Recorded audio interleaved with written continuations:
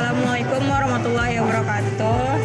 Kami dari kelompok 1 akan melakukan wawancara dengan narasumber yaitu teman kami sendiri. Sebelumnya kami akan memperkenalkan diri dengan saya yaitu Ananda Isa Salsabila, teman saya. Saya sendiri yaitu Vendri Yuza. Saya Regita Fionda. Jadi kami di sini akan melakukan wawancara. Namun untuk narasumber sendiri berasal dari kelompok sendiri yaitu Regita, yang dimana Regita mempunyai usaha yaitu konter HP dan berupa kedai jualan. Baiklah, langsung saja ke dalam wawancaranya. Yang pertama itu mungkin Regita sendiri bisa menyebutkan nama usaha dan apa saja usaha yang dijalankan tersebut. Yang pertama itu yaitu warung, itu tuh PND dengan nama tokonya itu Karomah, dan yang kedua usahanya itu konter yang namanya RV. Bagaimana Regita membuka usaha tersebut? Bagaimana latar belakangnya?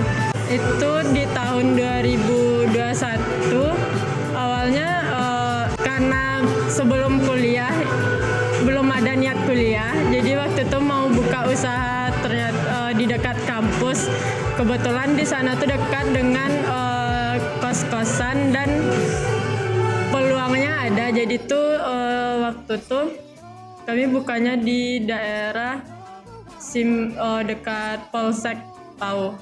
Lalu pertama tuh yang dibuka toko atau warung itu, terus berlanjutlah dengan baru konternya. Itu tuh konter tuh baru sekitar 1 tahunan sama yang ini.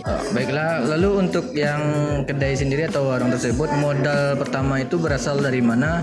Dan untuk konter sendiri itu apakah modalnya berasal dari omset pinjaman dari orang atau omsetnya itu berasal dari modal yang dari kedai tersebut? Kalau yang untuk warung itu modalnya berasal dari beberapa investor. Lalu kalau yang untuk konter sendiri itu modalnya dari beasiswa.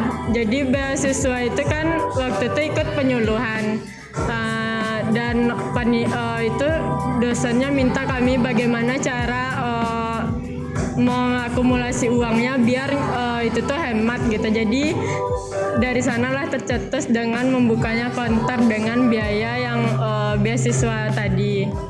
Untuk persediaan yang didapat dari kedai itu dapatnya dari mana? Langsung ke grosir atau dari pemasok langsung? Yang waktu tahun pertamanya kedai itu dapatnya dari distributor langsung. Kebetulan kami ada kenalan distributor. Lalu untuk selanjutnya itu tuh kami melanjutkannya dengan pembelian di grosir. Kalau untuk yang konter itu waktu bulan pertamanya saya melakukan join konter ini dengan tahun pertama tuh dapat barangnya di tabing, tapi untuk bulan-bulan berikutnya saya tidak melakukan persediaan berupa kartu lagi. Kalau boleh tahu dari usaha kedai ataupun konter tersebut dalam sebulan bisa mendapatkan omset atau penghasilan berapa? Dalam sebulan bisa di-rata-ratain lebih dari 15 juta satu bulannya.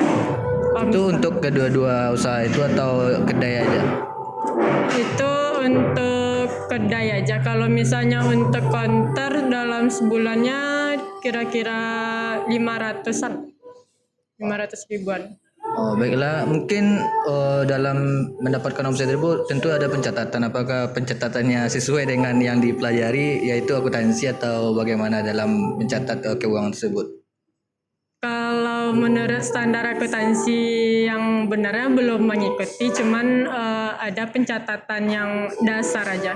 Kalau terakhir nih Regita, tips untuk meningkatkan omset dan usaha jualan konter itu bagaimana agar teman-teman bisa termotivasi? Kalau untuk kedai sendiri itu kami peningkatannya dengan apa yang ditanya oleh konsumen, itu yang kami lengkapi untuk di toko promonya. Tapi kalau yang untuk konter saya melakukannya dengan pemasaran. Kebetulan saya menggunakan aplikasi, jadi itu tuh modal yang ditanamkan nggak terlalu besar gitu. Jadi bisa promonya melalui mulut ke mulut atau menggunakan sosial media. Baiklah, mungkin sekian dulu wawancara untuk usaha atau wawancara mengenai usaha tersebut. Mungkin terima kasih atas kita dari kelompok kami sendiri atas wawancaranya. Dan berikut juga sekian terima kasih dari kami atas tugas dan wawancaranya tersebut.